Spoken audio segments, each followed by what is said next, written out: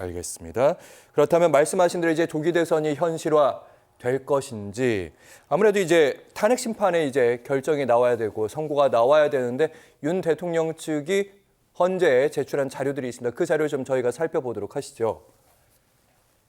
상승 12.3 비상계엄 이후에 윤 대통령 지지율 올라갔다는 자료들을 제출했습니다. 예, 듣기로는 이제 펜앤드 마이크나 아니면 가로세로 연구소, 고성국 TV 이렇게 보수 성향이 강한 곳에서 제출한 여론조사 결과를 하고요.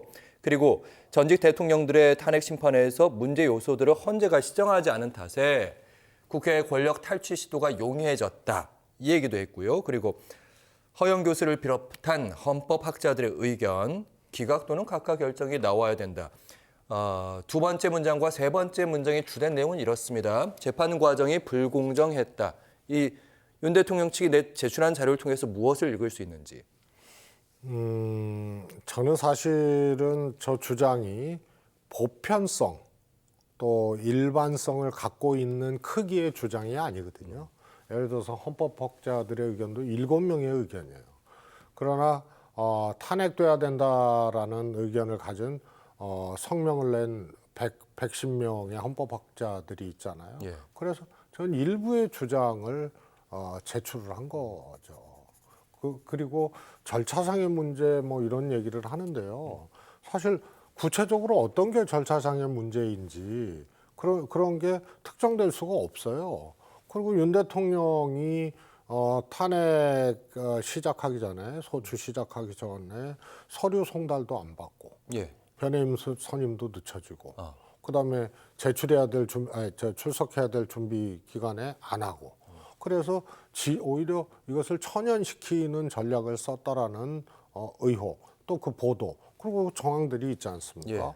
그래서 절차상에 어떤 문제가 있는지에 대해서는 사실은 윤 대통령 측의 막연한 주장이지 특정할 수가 없어요.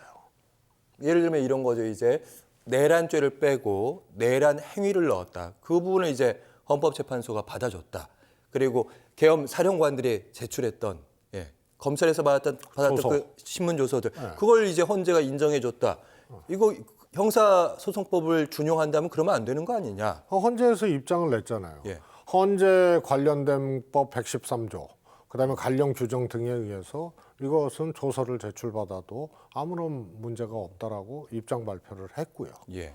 그리고 이제 내란죄를 제외한 거는 박근혜 대통령이 그 당시에 소위 국정농단으로 그러니까 내란죄 외에는 현직 대통령은 소추받지 아니하잖아요. 그래서 박근혜 대통령은 수사는 했는데 수사에 응하지도 않았고 그래서 소위 말해서 구속되거나 기소되지 않은 상태에서 헌법재판소에 재판을 받은 거거든요. 예. 근데 윤 대통령은 현직 대통령도 소추할 수 있는 내란죄 혐의로 구속된 거 아니에요. 구속 취소됐지만. 예. 그래서 이런 거는 박근혜 대통령 상황하고는 일단 죄목이 달라서 소추할 수 있는 거기 때문에 참고할 수가 있는 겁니다. 예. 그래서 박근혜 대통령 때는 현직 대통령 불소추 사안에 해당되는 거기 때문에 당시 특검에서 최순실 등등 수사를 하고 박근혜 대통령 수사가 진척이 안 돼서 조건부, 시한부 기소 중지를 검찰에서 내리고 특검에서 내리고 그리고 그 상태에서 탄핵 재판을 받은 겁니다. 예. 그런 점에서 내란죄를 제외한 거는 형사 재판이 진행되고 있는 현직 대통령을 소추할 수 있는 범죄에 대해서 헌재에서 그것을 직접 판단할 필요는 없는 거예요. 그래서 제가 아마 이 프로그램에서도 말씀을 드렸는데요. 대통령의 두 가지를 중점적으로 보는 겁니다. 예. 탄핵 소추에서. 우선 전시사변이 아니잖아요. 그럼 전두환 대통령 때 계약시킨 국가 비상사태.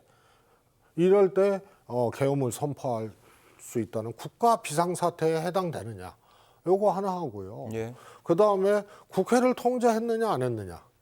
요 두 가지를 중점적으로 보는 거거든요. 근데 요 국회를 통제했느냐 안 했느냐라는 요 부분을 가지고 지금 구속돼 있는 김용현 또 계엄의 적극 가담자 이 내란의 적극 가담자 이 사람들에 대한 조서를 볼 필요가 있었던 거지 직접 그 형사 재판과 같이 유무죄를 판단하거나 이런 거는 헌재에서는 할 필요가 없는 겁니다.